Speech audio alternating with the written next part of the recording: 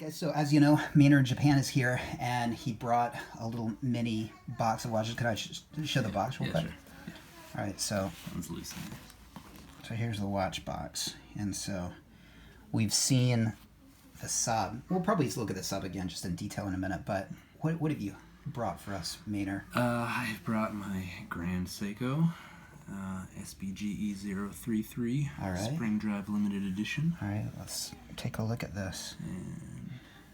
Now, this has... You may not be able to see it, but in this lighting. Now, is this a green dial? It's a green dial. Oh my goodness, I can't even hardly see it here. I don't think the phone's picking it up. Get that door there. We'll see if we can... It's a very subtle green in most lighting. That is so subtle. I feel colorblind because it looks black to me. It really does in most lightings, so especially through the lens of like a camera or a phone, especially. And so let's see. I'm wearing the Hydronaut, so looks like okay. So you don't have it set to the I don't. time. Yeah. Now, when you do use the GMT function, what do you set it to? I set it to East Coast of the U.S. time. Because that's where you're from, that's right? That's where my family lives. Yeah. So. Same as yours. Yeah, that's the beauties of living abroad. You get to make use of your GMT function, right? Yep. And what do you like about this watch? I like the green dial. Green dial. The green dial. Actually, when I was searching for, I knew I wanted a green dial watch in the collection, and I was searching around for green dials, and I saw a picture of that just by chance. And I spent like about 2 more years obsessing over it after that. And I was like, that's the Grand Seiko for me.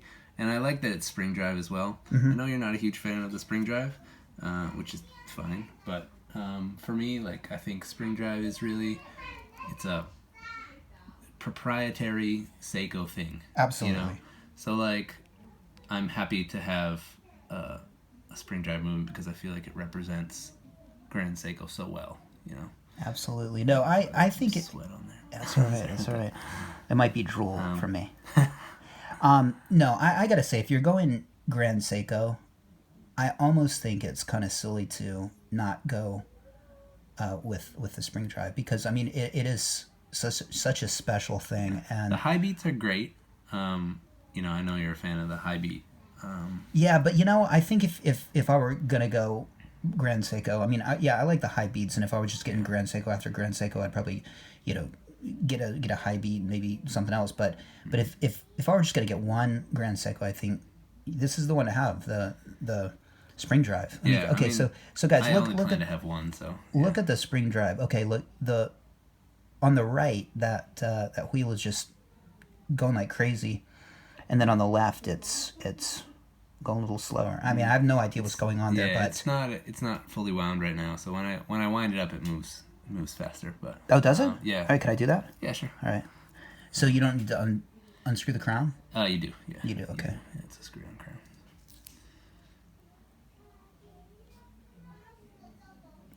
All right. I think you tightened it with pliers, didn't you? Got a strong grip. All right. Let's zoom out. It's kind of got a zippy wind to it. Yeah. You know what else has a zippy wind? ETA movements. Yeah, kind of. Oh, okay. So I should be looking at the power reserve right here. Look at this. And it's almost full. All right. We're all set. And then push it in. Push it in, screw it down. So one thing that I always thought was weird is as you're pushing it in and screwing it in, continues to wind. Exactly. Yeah. Kind of weird, but hey, I'm a picky guy, so. Yeah. All right, so let's look at those hands. Dauphine hands are beautiful. One thing that I love about Grand Seiko, and that we saw explained in an exhibit when we went to the Grand Seiko or to the Seiko Museum last year, is the rule of contrast that they have with like dark dials.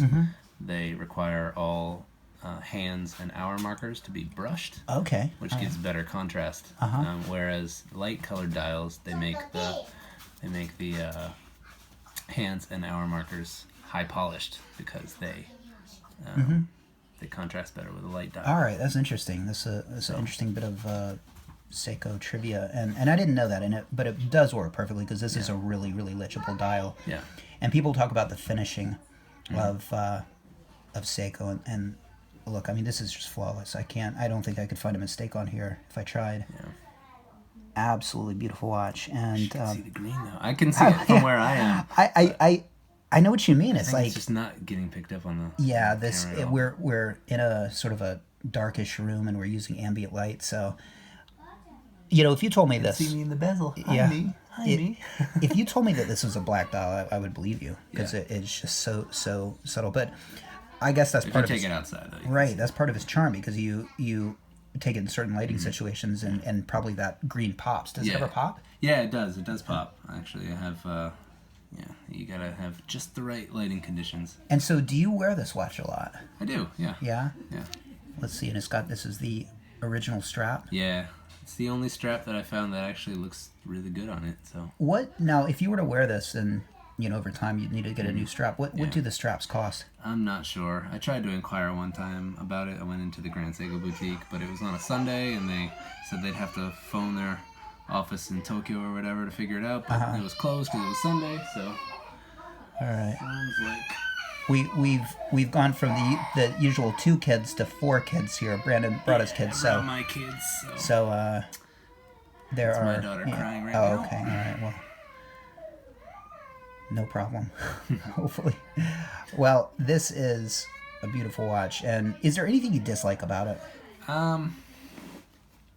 Well, actually, to be honest, I wish the green popped a little more in more lighting conditions. I love the shade of green that it is. It's like a very deep kind of forest emerald green, which has been my favorite color since I was a little kid. And I kind of wish I could see it more, you know? I hear you. I like the orange. Is it orange or red? I can't tell. Red, yeah. Red GMT, and then the GMT hand is. I mean, it's just really nice. Yeah. Only other little gripe I have is that I think it's a bit tall. It's a bit thick. It's something like 14.5 millimeters thick. So. Yeah, I hear you. Yeah. Here, let's see. Can I get a good? Shall I Yeah. drape it over your wrist? Yeah. Yes. I'll be like a guy in the shop that like holds it, and whatever. No, I mean, What do you think, Okeksama? not bad. Not bad. I mean, yeah, I know what you mean. Yeah. It is tall, It's but a little I don't tall. think picky people might pick up on that, but Yeah. I think the typical Most people. person probably wouldn't. What's wrong? What's wrong? What's wrong? I gotta go tend to my kid. All right. Well, while Brandon is parenting, let's compare it just height wise to this 11 millimeter thick Hydronaut, and here on Watch Symposium, I mean, you know, this is pretty low production. We've got, you know, squalling kids in the background, and we don't have squallies, but we do have squalling kids in the background. So, all right, yeah, you can see not all that different, but look how the case back sort of pops out a bit, and yeah, that would create a nice, looks like domed crystal. Brandon, does this have a domed crystal? I can't tell. Possibly that could just be my. Sorry, say that again. Does this have a domed crystal? Slightly. Slightly, yeah. It does look slightly domed. All right, and yeah, but you know, that's the thickness right there as opposed to the Hydronaut. Hydronaut's really one of the best things about the Hydronaut is the thinness of it, and so yeah, I mean, I think most people faced with these two watches would go for the GMT, the Seiko Grand Seiko, and you'd be right in doing so, I think, but yeah, interesting the thickness on it, and well, there you have it. I think everybody's happy now. I think Brandon's happy with his Grand Seiko. I think his daughter's happy. How are you, Sophie? Fine. Yeah, what do you think? Well, which watch do you like more?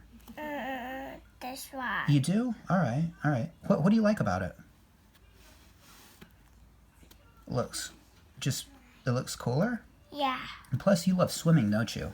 Yeah. And this is what you would take swimming. Sarah, what about you? Which do you like?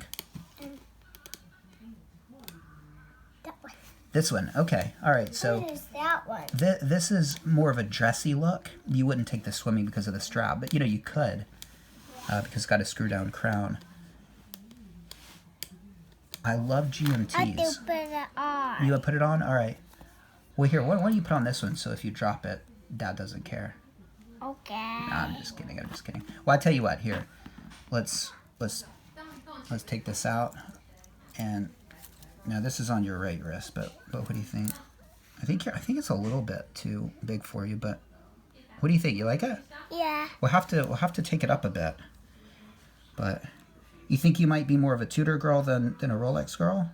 Yeah. Yeah. Okay. Well, that's good. That'll save $1 when you get older. Okay. All right. Well, hey guys, thanks for watching. Take care. See you next time. Yeah, Sophie? Don't go home. No. Yeah, it's beautiful.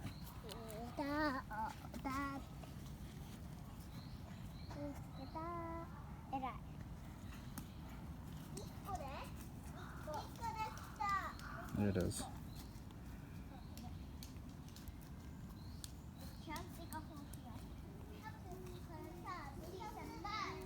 All right, cool.